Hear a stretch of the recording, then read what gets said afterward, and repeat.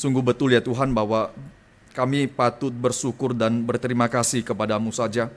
Jikalau kami boleh merenungkan daripada diri kami, jikalau kami boleh merenungkan siapa kami di hadapan Tuhan, dan kami boleh menyadari betul betapa kami jauh daripada Tuhan, betapa kami terikat di dalam dosa-dosa, tetapi Tuhanlah yang telah membebaskan kami di dalam kebangkitan yang Engkau berikan kepada kami. Kami boleh dilepaskan dari belenggu-belenggu itu. Sungguh Tuhan, kami bersyukur kepadamu. Dan kami bersyukur bukan hanya karena Tuhan menyelamatkan jiwa kami, tapi kami juga bersyukur Tuhan akan menyelamatkan daripada tubuh kami. Tuhan, kami bersyukur untuk segala sesuatu yang telah Tuhan berikan kepada kami, baik di dalam hidup saat ini ataupun di dalam hidup yang akan datang. Tuhan, hari ini jikalau Engkau boleh memanggil kami bersama-sama kembali, boleh beribadah di hadapan Tuhan. Bila Tuhan yang boleh menolong kami, di dalam hati kami boleh tenang. Kami datang di tempat ini ya Tuhan. Mungkin ada yang begitu banyak pergumulan, pikiran yang kemana-mana. Tuhan, kami memohon, biarlah Engkau berbelas kasihan kepada kami. Kami boleh dengan tenang sejenak, kami boleh memuji Tuhan, kami boleh mendengarkan firman Tuhan. Dan kiranya seketika kami membaca firman-Mu ya Tuhan, Engkau boleh berbicara kepada setiap kami, dan setiap hal yang kami boleh merenungkan pada hari ini benar-benar menjadi satu dorongan bagi kami boleh melayani Tuhan di tengah-tengah dunia ini. Dengarlah doa kami ya Tuhan, berbelas kasihan kepada setiap kami, baik yang berbicara ataupun yang mendengarkan. Dalam nama Tuhan Yesus kami berdoa dan bersyukur. Amin. Bapak Ibu, saya mengajak kita membaca dari Nehemia. Kita akan melanjutkan pembahasan kita dari Nehemia pasal yang ketiga. Saya mengajak kita membaca pasal ini ke semua baiknya. Saya minta Bapak Ibu boleh konsentrasi. Kenapa? Karena kita akan membaca semua ayat-ayat ini dan membaca nama-nama orang begitu ya. Kita butuh sekitar 5-6 menit. Kita boleh membaca dengan konsentrasi dari ayat 1 sampai 32 begitu ya. Saya akan membaca ayat yang pertama. Bapak Ibu membaca ayat kedua dan kita bergantian. Nehemia pasal yang ketiga. Maka bersiaplah imam besar Eliasib dan para imam, saudara-saudaranya, lalu membangun kembali pintu gerbang domba. Mereka mentabiskannya dan memasang pintu-pintunya. Mereka mentabiskannya sampai menara Mea, menara Hananeel.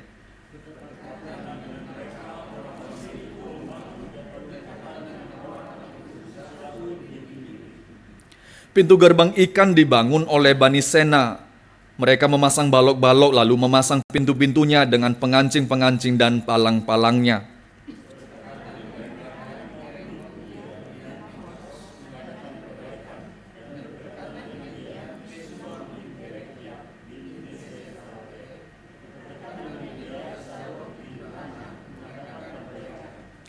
Dan berdekatan dengan dia, orang-orang Tekoa, hanya pemuka-pemuka mereka tidak mau memberi bahunya untuk pekerjaan tuan mereka.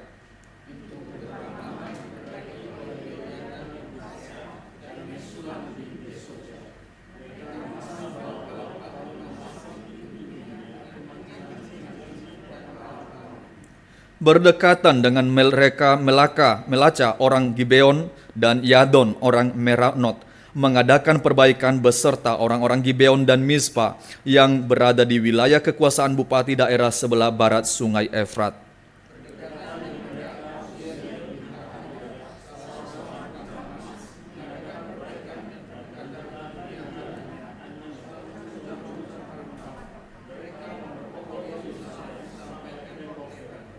Berdekatan dengan mereka Refaya bin Hur, penguasa setengah wilayah Yerusalem yang satu mengadakan perbaikan.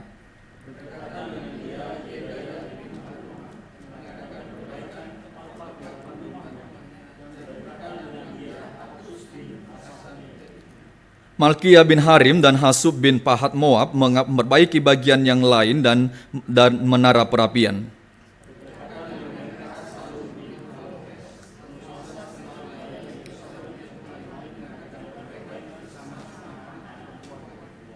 Pintu gerbang Lebak diperbaiki oleh Hanun dan penduduk Zanoah. Mereka membangunnya kembali dan memasang pintu-pintunya dengan pengancing-pengancing dan palang-palangnya. Pula tembok diperbaiki sebanyak 1000 hasta sampai pada pintu gerbang sampah.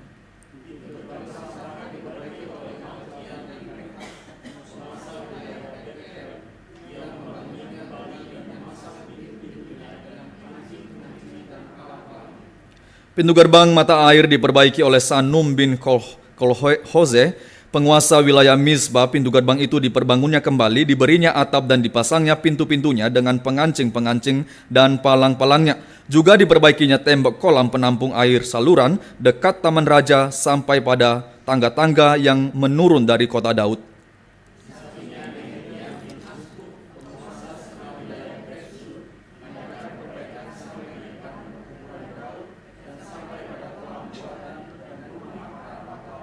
Di sampingnya orang-orang Lewi mengadakan perbaikan, yakni Rehum bin Bani, dan berdekatan dengan dia Hasabya, penguasa setengah wilayah Kehila yang satu untuk wilayahnya.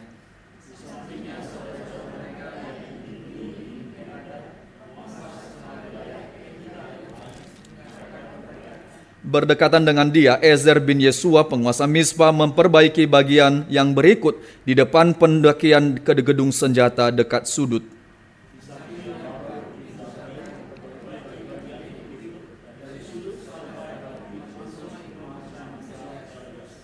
Di sampingnya Meremot bin Uria bin Hakos memperbaiki bagian yang berikut dari pintu masuk rumah Eliasib sampai pada ujung rumah Eliasib.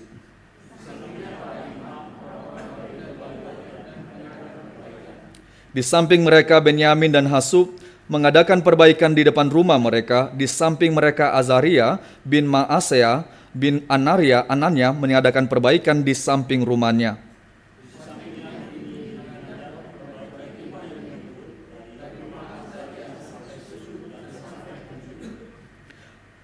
Palal bin Uzia mengadakan perbaikan di depan sudut dan di depan menara yang tinggi yang menonjol dari istana raja dekat pelataran penjagaan. Di sampingnya Pedaya bin Paros mengadakan perbaikan.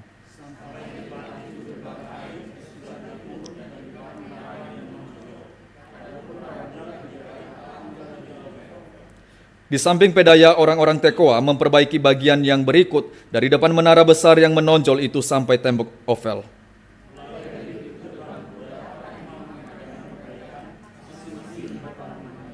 Di samping mereka Zadok bin Imer mengadakan perbaikan di depan rumahnya. Di sampingnya Semaya bin Sechania, penjaga pintu gerbang timur.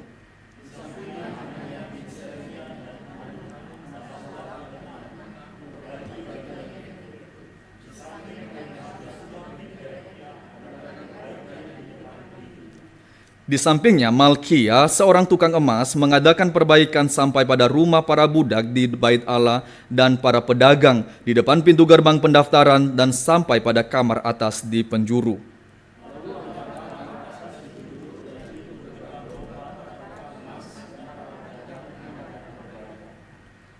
Baik saudara, kita sudah membaca dari ayat pertama sampai ayat 32. Nah, kalau kita bertanya ya, ini untuk apa ya kita baca? Untuk apa ya Alkitab itu menaruh nama-nama orang ini dan memberikan laporan kepada kita? Memberikan laporan siapa membangun di mana dan apa yang mereka kerjakan, siapa mereka. Saudara, kalau kita membaca ya sepintas daripada ayat-ayat ini, maka kita patut bertanya sih, untuk apa kemudian ini diberikan kepada kita? Apakah hanya sebagai data bagi kita, memberitahukan kepada kita bahwa ada orang yang memperbaiki daripada tembok ini, dan yang memperbaiki adalah orang-orang dari kelompok-kelompok ini dan orang-orangnya. Di dalam ini, Bapak sekalian, di dalam beberapa komentator itu mengalami kesulitan, bahkan ada orang yang bahkan hanya menuliskan beberapa komentar saja mengenai pasal 3 ini, dan itu pun untuk mempersiapkan dia masuk di dalam pasal keempat. Ini satu pasal yang kita boleh renungkan hari ini, dan kiranya Tuhan boleh menolong kita sekalian, bahwa apa yang kita renungkan, kita baca hari ini itu bukannya sebagai data yang diberikan kepada kita, tetapi apa? Alkitab mau kita boleh belajar bahwa ada satu misi yang dikerjakan oleh orang-orang Israel, dan itu bisa dikerjakan oleh semua orang, dikerjakan bersama-sama, dan mereka boleh membangun dengan baik. Saudara, barangkali kita boleh mengingat apa? Mengingat kisah di dalam kitab Kejadian tentang daripada Menara Babel. Di sana kita mendapati bagaimana Alkitab mengatakan bahwa setelah Tuhan melihat daripada manusia itu dan segala yang mereka kerjakan akan berhasil, orang-orang berkumpul, merencanakan, mereka membangun sebuah menara yang tingginya sampai ke langit.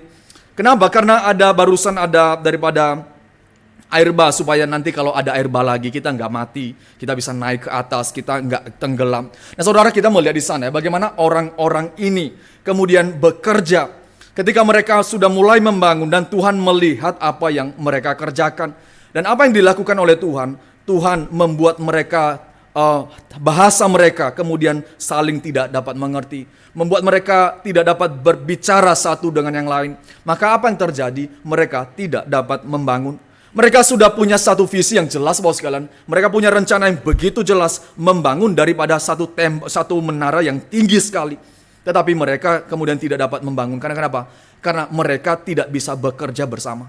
Bangunan itu sudah mulai barangkali, tetapi karena mereka tidak bisa bekerja sama, bangunan itu tidak dapat terjadi. Saudara, hari ini kita barangkali waktu merenungkan, membaca daripada pasal ketiga tadi ini, maka kita mendapati ini kebalikan daripada apa yang terjadi di Menara Babel.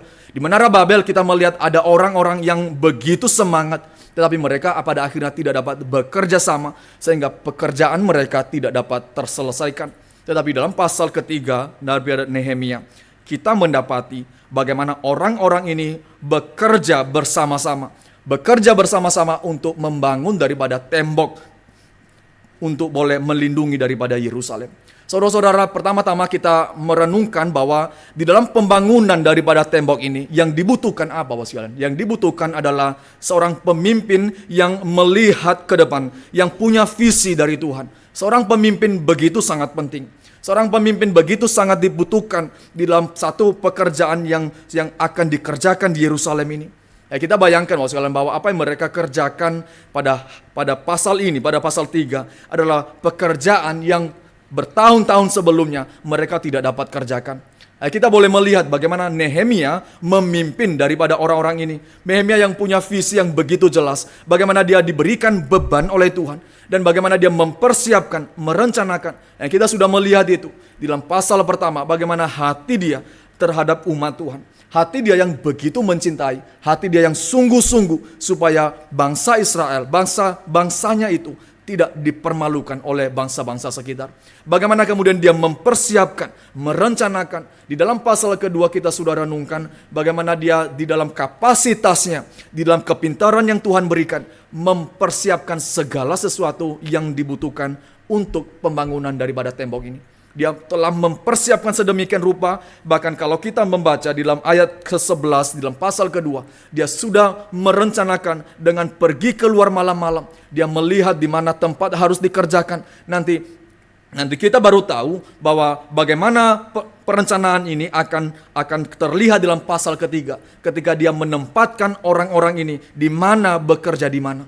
Saudara, seorang pemimpin yang dipakai oleh Tuhan, yang hatinya sungguh-sungguh cinta Tuhan, yang dengan pikiran yang Tuhan berikan dengan tajam melihat ke depan dan mempersiapkan segala sesuatu. Kita boleh berdoa kepada Tuhan, Bapak sekalian, bahwa gereja Tuhan hari ini membutuhkan daripada pemimpin-pemimpin yang demikian, membutuhkan pemimpin-pemimpin yang melihat visi yang Tuhan berikan ke depan, sehingga apa? Sehingga bisa menggerakkan setiap orang di dalam gereja boleh melayani Tuhan.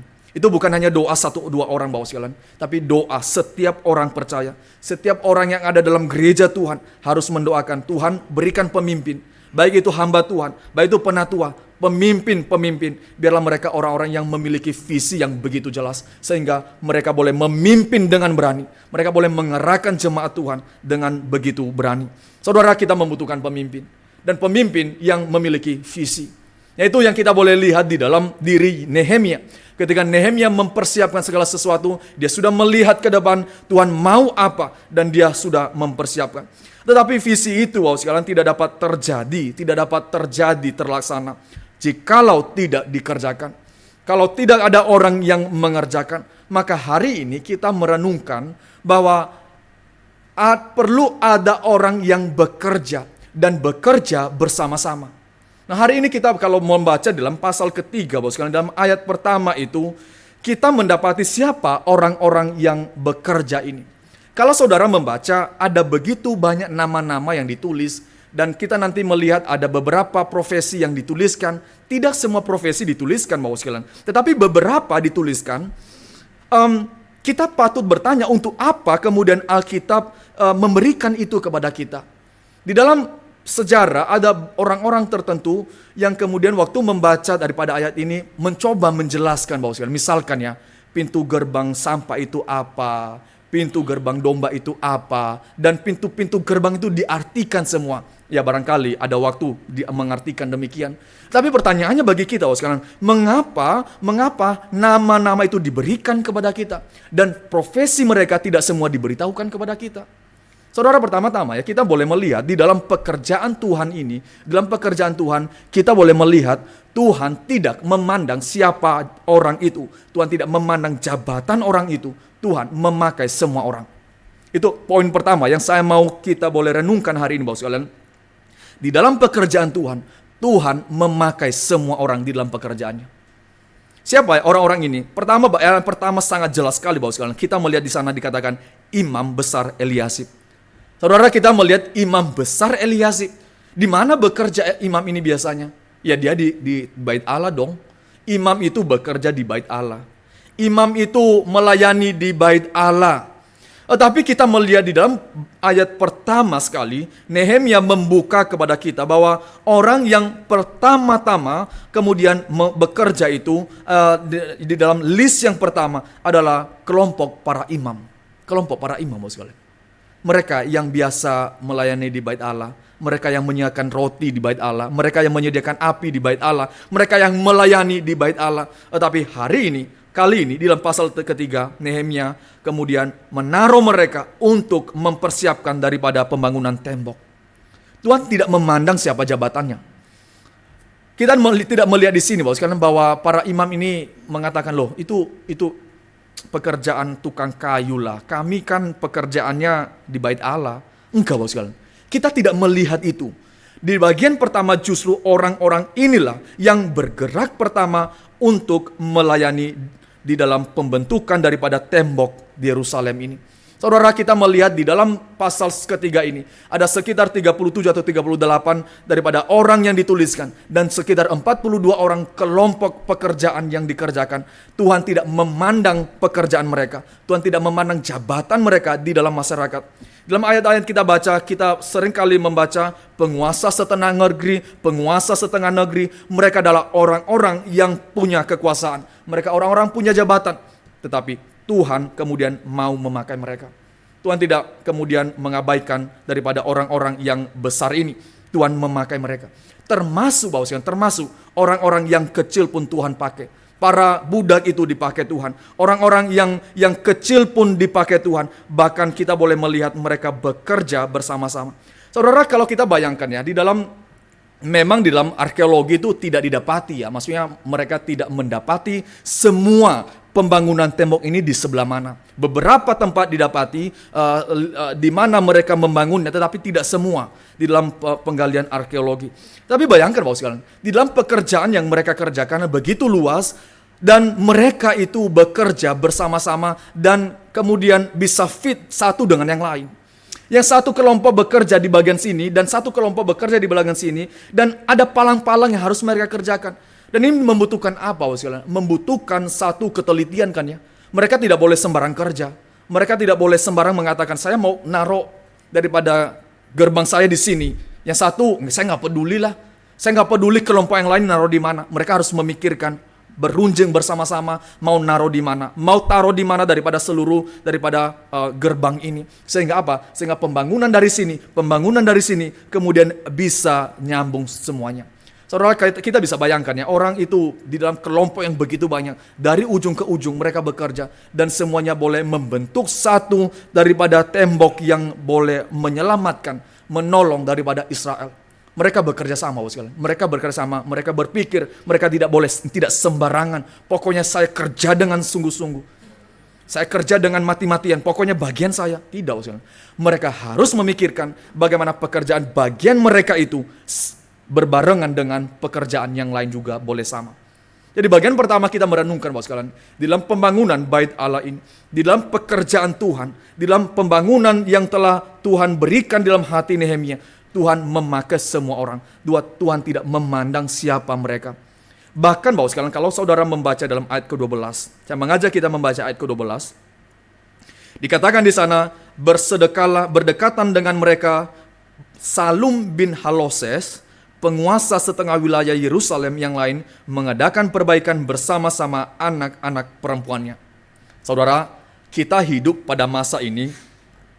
Kalau membaca ayat ini, kita biasa saja kan ya. Ya udahlah, biasa, anak perempuan bekerja. Tetapi kita barangkali perlu membacanya di dalam konteks mereka. Di dalam konteks mereka, ini ngapain anak-anak perempuan ini? Ngapain ikut membangun di dalam tembok pembangunan? Ngapain mereka kayak orang-orang tukang kayu di luar sana, ngapain? Dan itu anak penguasa setengah wilayah Yerusalem.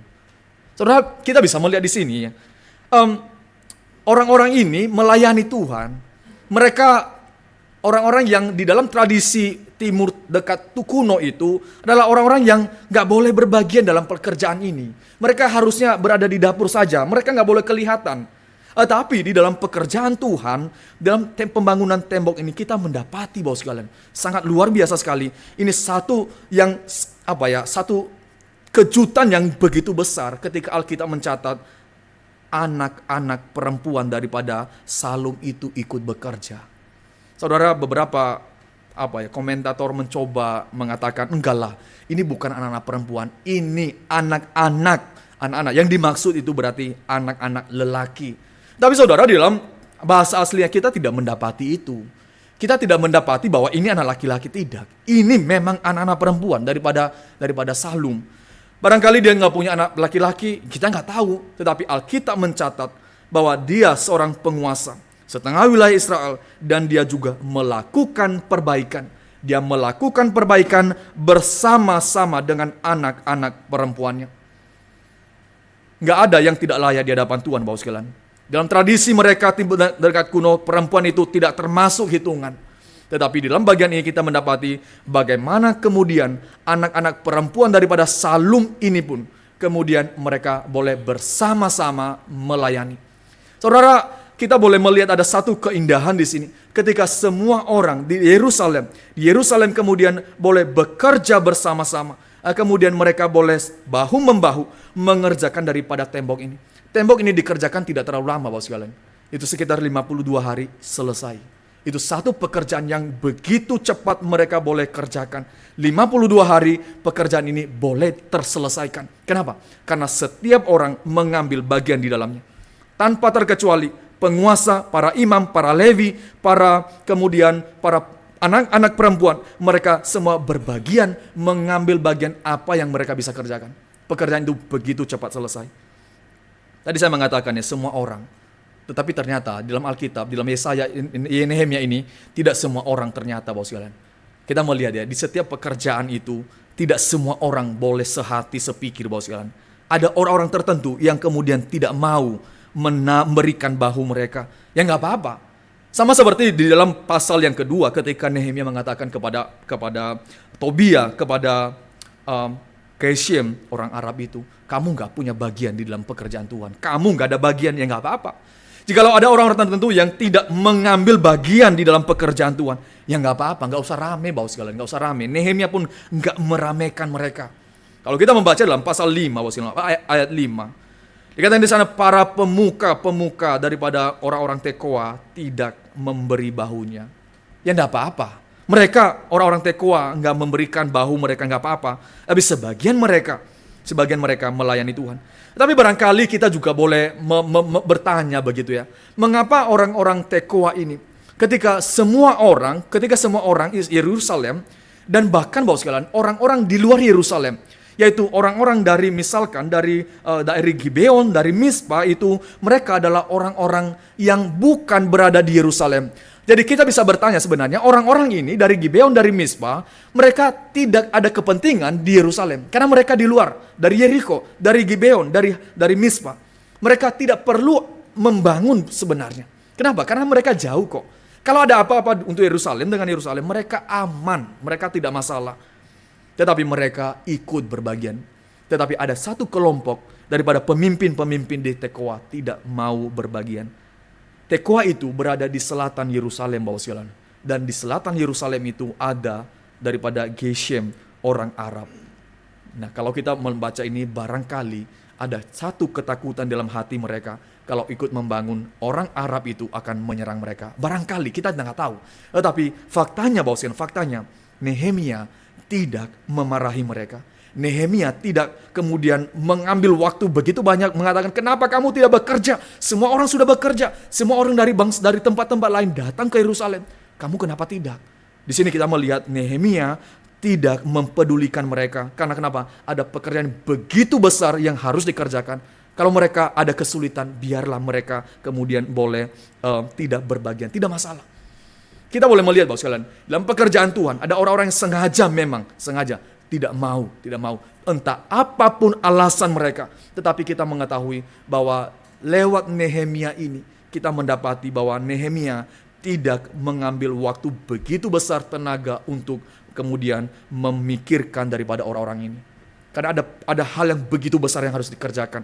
Tetapi di sisi lain kita juga melihat ada barangkali dalam kerohanian yang kurang daripada orang-orang Tekoa ini, para pemimpin-pemimpin mereka, karena takut daripada orang Arab yang barangkali akan menyerang mereka kalau ikut berbagian.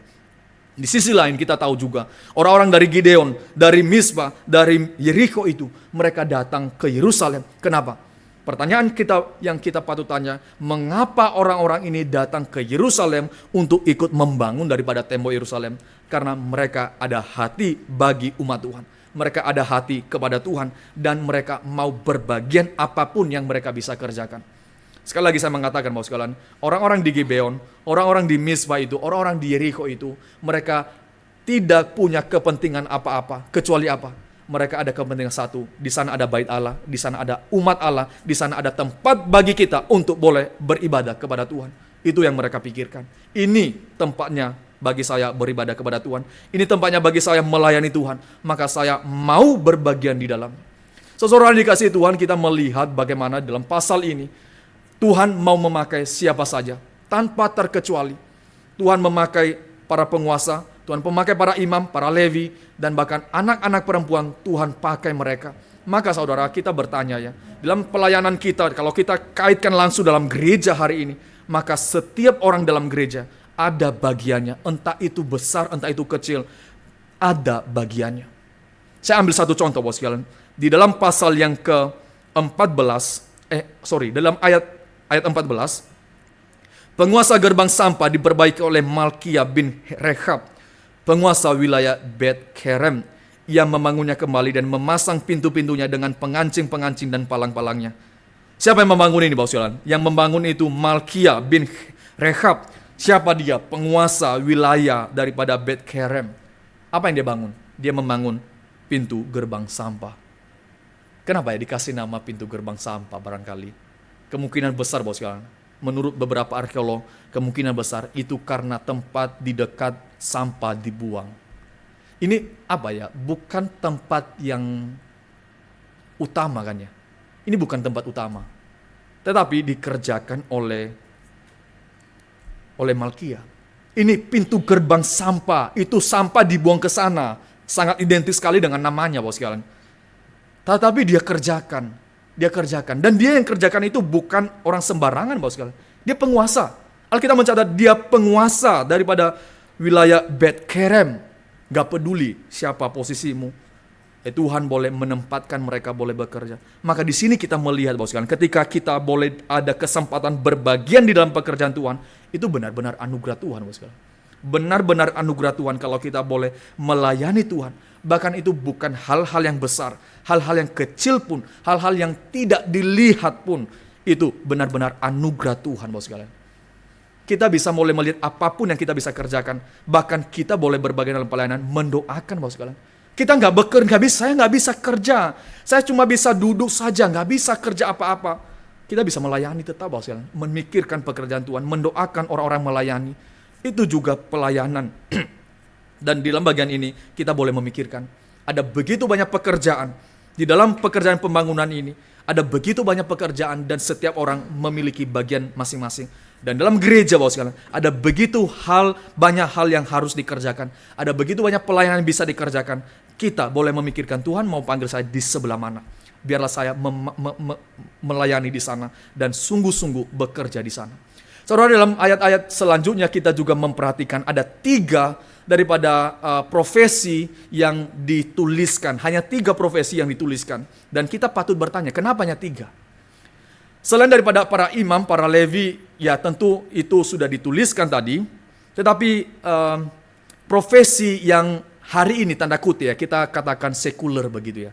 Meskipun saya tidak terlalu setuju ada sekuler tidak sekuler, tapi kita untuk boleh lebih gampang memahaminya, itu hari ini kita katakan tanda kutip sekuler, yaitu dalam ayat ke-8 misalkan kita mendapati dikatakan di sana ada mereka yang bernama Uziel, pekerjaan mereka tukang emas, dan kemudian dia juga Hananya seorang juru campur rempah-rempah. Jadi ada tukang emas, ada tukang atau ada juru campur rempah-rempah. Kemudian di dalam ayat yang ke-31 kita juga sekali lagi melihat ada tukang emas, dan juga di dalam ayat ke-31 32 dikatakan di sana ada kelompok para pedagang. Jadi ada 3 kelompok. Pertama, kelompok orang yang pekerjaannya adalah tukang emas. Pekerjaan yang kedua itu tukang ramuan wangi-wangian. Yang ketiga adalah mereka yang adalah para pedagang. Saudara, kalau ini dituliskan, secara spesifik dituliskan kepada kita, selain daripada para Levi, para penguasa, para imam ya, 3 jabatan, 3 pekerjaan ini dituliskan, yang lain tidak dituliskan. Kita boleh bertanya, kenapa ya? Kenapa ini dituliskan kepada kita ya? Kenapa orang-orang ini memang secara khusus dituliskan, dia tukang emas, dia pedagang, dia ini juru campur rempah-rempah. Kenapa ya bos sekalian? Kalau kita pikirkan kenapa ya? Barangkali pertama bos sekalian, karena pekerjaan yang akan dikerjakan dari pembangunan tembok ini itu membutuhkan waktu yang cukup panjang. Sekali lagi ya, pembangunan tembok ini membutuhkan konsentrasi, waktu, tenaga, pikiran untuk membangunnya. Mereka akan membangun tembok ini dalam 52 hari. Mereka konsentrasi, mereka penuh tenaga dan waktu yang cukup panjang membangunnya. Dan orang-orang ini, Bapak sekalian, orang-orang ini adalah orang-orang yang bukan para pengangguran. Pedagang itu bukan pengangguran, Bapak sekalian. Tukang juru rempah-rempah itu bukan pengangguran. Daripada tukang emas itu bukan orang yang kebanyakan waktu, bukan, Bapak sekalian. Mereka di dalam pekerjaan hari-hari mereka adalah orang-orang yang membutuhkan waktu yang banyak. Dan pekerjaan yang akan dikerjakan ini, pembangunan tembok, juga membutuhkan waktu yang banyak. Maka kita mendapati mengapa kelompok ini barangkali ditaruh di sini, tuliskan kepada kita untuk boleh memberitahukan kepada kita bahwa orang-orang ini adalah orang-orang dalam pekerjaan yang membutuhkan waktu yang panjang dalam pekerjaan harian mereka. Dan pekerjaan yang akan mereka kerjakan juga butuh waktu, konsentrasi, tenaga untuk boleh mengerjakan. And yet, Bapak sekalian, mereka kemudian boleh mengerjakannya. Mereka boleh memberikan waktu mereka, boleh memberikan tenaga mereka, pikiran mereka, bahkan barangkali, Bapak sekalian, bahkan uang mereka boleh mereka berikan dalam pekerjaan ini. Kita boleh melihat ya Bapak sekalian, waktu Alkitab mencatat kepada kita orang-orang ini, ya ada satu hal yang kita boleh belajar. Mereka orang-orang yang perlu waktu banyak, tapi ketika pekerjaan Tuhan diberikan kepada mereka, kesempatan diberikan kepada mereka, mereka boleh bekerja. Saya nggak tahu ya Bapak sekalian, saya nggak tahu. Alkitab memang tidak secara detail menjelaskan kepada kita bagaimana mereka bekerja. Apakah mereka bekerja hari ini dan sebagian setengah hari mereka ngurus daripada emas mereka, atau bagaimana, kita nggak tahu. Tidak dijelaskan kepada kita Bapak sekalian, tetapi dijelaskan bahwa profesi mereka adalah orang-orang yang bekerja seperti demikian. Kita boleh melihat ya, mereka tidak mengatakan kami sibuk, tapi mereka kemudian meluangkan waktu melayani Tuhan.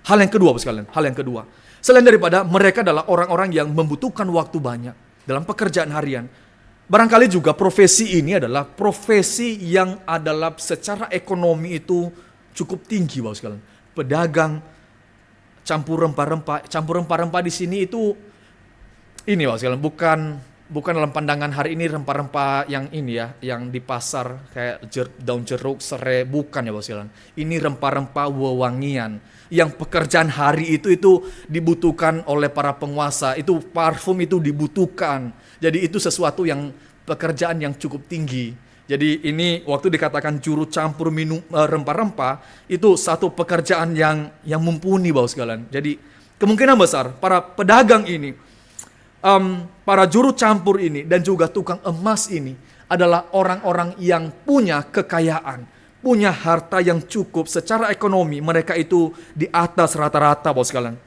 Dengan demikian apa? Dengan demikian sebenarnya begitu gampang bagi mereka untuk hire orang lain, untuk kemudian memberikan, untuk boleh melewati masa-masa bekerja sendiri. Mereka bisa pakai orang lain lah. Saya bayar kamu ya, kamu kerjakan ini. Tidak, Bapak. Dalam seluruh harta yang mereka punya, secara ekonomi mereka punya, mereka turun tangan, Bapak. Mereka turun tangan.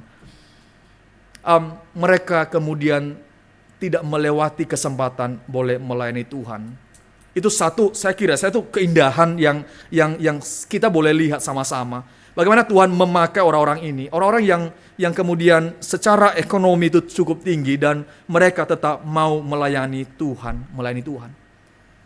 Saudara, kita melihat ya, saya ulang kembali dalam bagian-bagian yang pertama tadi, bahwa di dalam pekerjaan Tuhan yang di dalam pembangunan tembok ini, Tuhan tidak melihat jabatan mereka. Semua orang Tuhan pakai, semua orang punya bagian, semua orang bisa berbagian di dalam pelayanan ini. Dan Tuhan juga memakai bahkan orang-orang yang secara kedudukan itu di dalam masyarakat cukup tinggi. Mereka juga dipakai oleh Tuhan. Dan mereka dengan hati mau memberikan pelayanan itu kepada Tuhan. Tetapi hal yang lain yang barangkali kita renungkan Bapak sekalian. Yang saya tidak tahu Bapak Ibu melihat, memperhatikan waktu membaca seluruh ke-32 ayat ini. Kita tidak mendapati dituliskan mereka adalah tukang kayu atau tukang batu. Ada baca nggak ya? Atau saya lewat? Nggak ada Bapak sekalian. Nggak ada dibilang bahwa ini adalah tukang batu atau tukang kayu. Yang mereka bangun itu tembok Bapak sekalian. Dan permintaan Nehemia kepada raja hari itu supaya mendapatkan kayu. Berarti ini pekerjaan yang sangat berkaitan dengan kayu. Kayu dan batu kira-kira begitu. Tetapi kita tidak mendapati ada yang namanya tukang batu, tukang kayu, dijelaskan kepada kita. Kenapa ya kira-kira ya? Kita baca ini pekerjaan ini loh, pekerjaan pembangunan tembok. Dan ini bukan tembok biasa, ini tembok supaya musuh nggak masuk. Dan nggak ada tukang kayunya, nggak dijelaskan kepada kita. Nggak ada tukang batu, nggak dijelaskan, nggak dituliskan. Melainkan dituliskan itu orang-orang pedagang ini, para juru rempah-rempah, para tukang emas. Nggak ada profesi daripada tukang kayu. Kenapa Bapak sekalian? Saya renungkan ya, saya pikirkan karena di dalam pekerjaan ini ya, bukan utamanya profesionalisme. Tentu kita membutuhkan orang-orang profesional Bapak sekalian. Tentu kita membutuhkan, misalkan ya, nanti kalau ada pembangunan di Logos, kita butuh orang sipil, kita butuh orang kita butuh arsitek, kita butuh orang-orang yang memang secara profesi mereka ada di sana. Kita butuh. Dalam pekerjaan apapun ada profesi. Tapi satu hal ya Bapak sekalian, kita bisa lihat di sini ya. Dalam pelayanan ini ya, nggak peduli profesimu apa, kamu pasti ada bagian di dalam pekerjaan ini. Itu menarik bagi saya Bapak sekalian. Dalam pembangunan ini nggak dijelaskan, ini tukang kayu, mereka adalah kepala tukang. Semua bekerja misalkan ya, dikatakan semua bekerja, tapi ada kepala tukangnya. Ada orang profesional. Tidak Bapak sekalian, nggak ada. Nggak ada bicara profesional dalam pekerjaan Tuhan. Nggak ada Bapak sekalian. Bahkan seorang hamba Tuhan pun nggak ada profesional Bapak sekalian.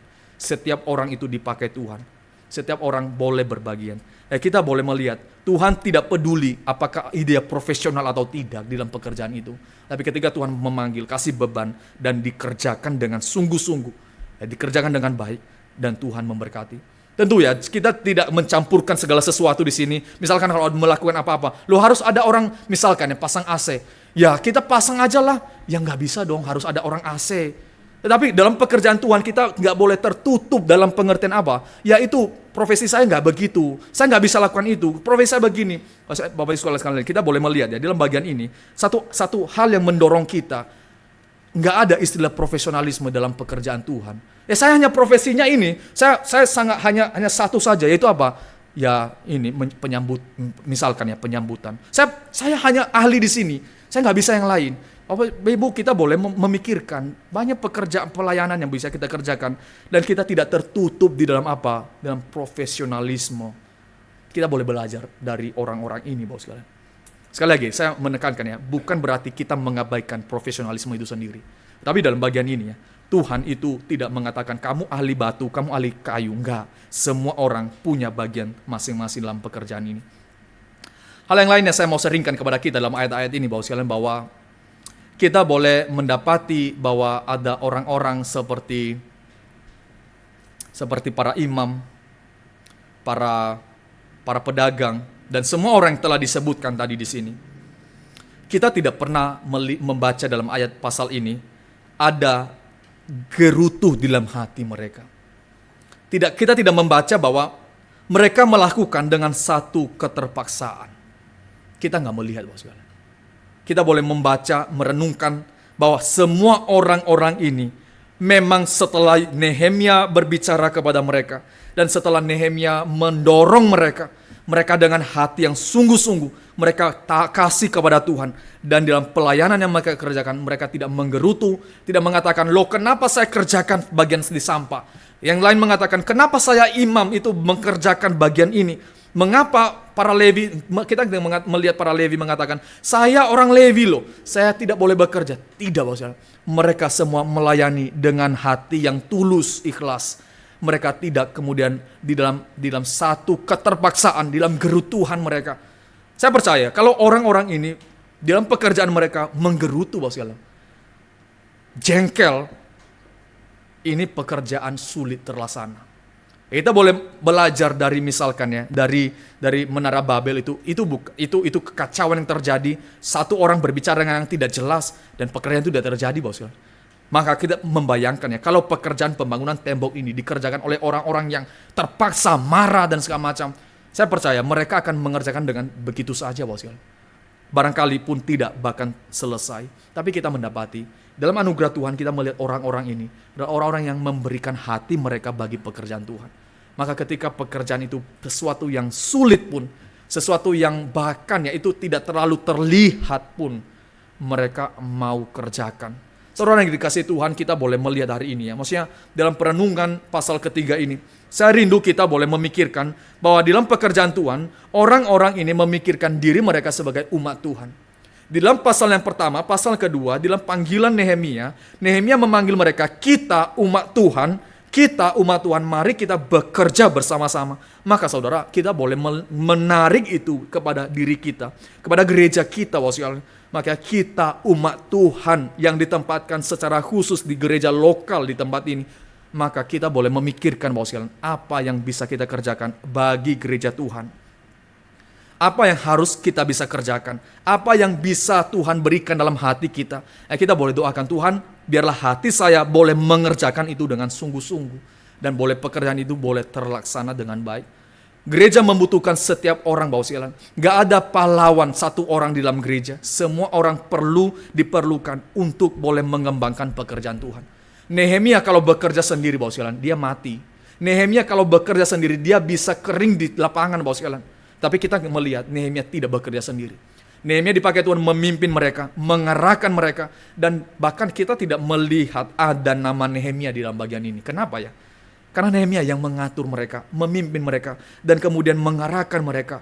Dan semua orang-orang ini boleh mendengarkan untuk boleh bersama-sama bekerja. Saya percaya bahwa Nehemia ikut berbagian dalam bagian ini. Dia ikut melayani bersama, dia ikut membangun bersama. Dia tidak duduk-duduk dari jauh dan mengatakan, kamu kerja di sana ya, kamu kerja di sana. Dia ikut berbagian, Bapak sekalian. Karena kenapa? Karena Nehemia orang yang sungguh-sungguh melayani Tuhan. Bahkan dia merencanakan dengan sangat begitu baik. Kita boleh belajar hari ini, Bapak sekalian. Kita berada di dalam satu komunitas gereja umat Tuhan. Kita umat Tuhan yang telah ditebus Tuhan.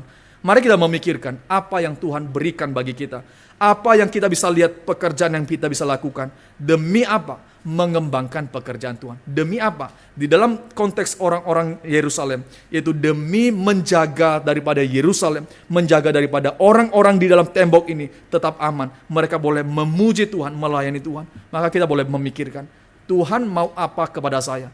Ini bukan pertanyaan yang kita boleh tanya kepada orang lain. Saya kasih ini dong, begini. Enggak, Bapak sekalian. Kita tanya kepada diri kita. Tuhan, Engkau mau saya melayani apa, Tuhan kasih apa dalam pandangan saya, lihat apa yang saya bisa kerjakan, dan kita boleh kerja sama-sama sekalian. Karena kenapa? Nggak ada orang yang lebih tinggi, nggak ada orang yang lebih rendah di dalam pekerjaan Tuhan.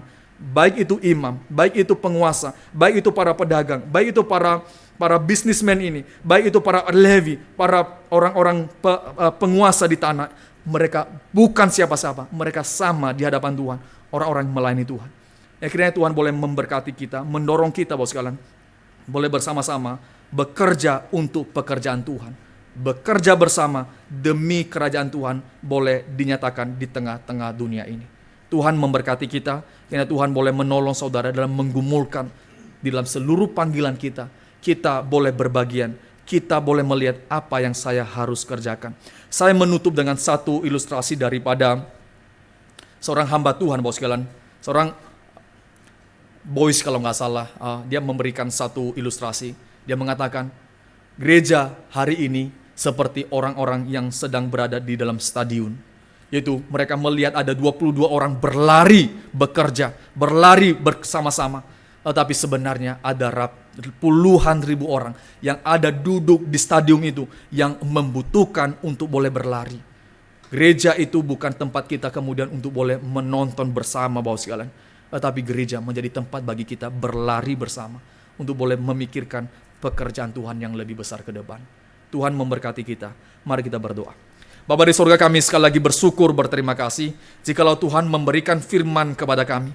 Kami sungguh bersyukur ya Tuhan bahwa Tuhan memanggil kami menjadi umat-Mu, menjadi orang-orang tebusan Tuhan, milik kepunyaan Tuhan sendiri. Kami sungguh bersyukur ya Tuhan bahwa dalam seluruh keterbatasan kami, dalam seluruh kelemahan kami, Tuhan mau memakai kami. Tuhan memakai kami orang-orang yang lemah ini untuk kemudian boleh bekerja menggenapkan rencana Tuhan di dalam dunia ini. Tuhan, kami kalau memikirkan hal demikian, betapa indahnya, betapa besarnya kami yang begitu lemah ini, kami yang begitu hina ini dipakai oleh Tuhan untuk kemudian menggenapkan seluruh rencana Tuhan di tengah-tengah dunia ini. Oh Tuhan, itu satu pekerjaan yang begitu besar, pekerjaan yang begitu indah yang kami boleh kerjakan. Tuhan, tolong kami ketika kami hari ini ya Tuhan boleh merenungkan firman Tuhan. Ketika kami boleh melihat bahwa setiap orang yang telah Engkau panggil, yang Engkau boleh jadikan sebagai umat-Mu, boleh berbagian di dalam pekerjaan Tuhan yang lebih besar. Tuhan, tolong kami. Biarlah Tuhan yang boleh menaruh beban di dalam hati kami. Dengan hati yang tulus ya Tuhan, dengan hati yang jujur, kami mau berbagian di dalam pekerjaan Tuhan. Tuhan, tolong kami. Jikalau ada di antara kami ya Tuhan belum melihat apa yang bisa kami kerjakan bagi pekerjaan Tuhan, bukakanlah hati kami Tuhan. Nyatakanlah itu kepada kami. Kami rindu Tuhan memakai kami. Kami rindu Tuhan boleh memakai kami melayani Tuhan. Baik dalam gereja ini dan pekerjaan Tuhan yang lebih luas yang Tuhan percayakan kepada kami. Tuhan, tolong kami untuk Tuhan sendiri nyatakan bagi kami. Terima kasih ya Tuhan. Dengarlah doa kami. Dalam nama Tuhan Yesus kami berdoa dan bersyukur. Amin.